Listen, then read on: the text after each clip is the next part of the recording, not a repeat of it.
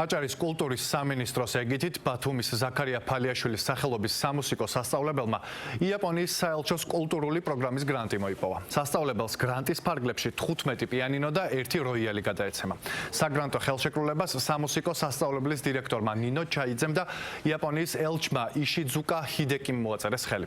აჭარის კულტურის მინისტრმა ელისო ბოლქვაძემ სამუსიკო სასწავლებელს გრანტის მიღება მიულოცა და აღნიშნა, რომ სახელოვნებო განათლების ხელშეწყობა მნიშვნელოვანი პრიორიტეტია.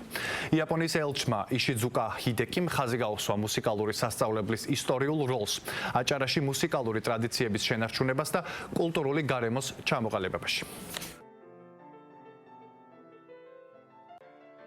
იაპონური გრანტი, რომელიც უკვე 6 თვეა მზადდება, გულისხმობს 15 პიანინოს, კავაის პიანინოს და 1 საკონცერტო როიალს და ეს არის ნამდვილად ჩვენი ბავშვებისთვის, ჩვენი ახალგაზრდებისთვის, ჩვენი კულტურული ცხოვრებისთვის ერთ-ერთი უმნიშვნელოვანესი მოვლენა. ამ ინსტრუმენტებით ძალიან ბევრ და სასიკეთო, ასე ვთქვათ, განვითარებას ნახავს სკოლა და მისი პროგრამები, რომელიც ამ სკოლის განვითარებისთვის არის შექმნილი. ბედნიერი ვარ, რომ კიდევ ერთხელ ვესტუმრე ამ ლამაზ ქალაქს და სკოლას. დღეს დავესწარი იაპონიის მთავრობის მიერ დაფინანსებული პროექტის ხელმოწერის ცერემონიას.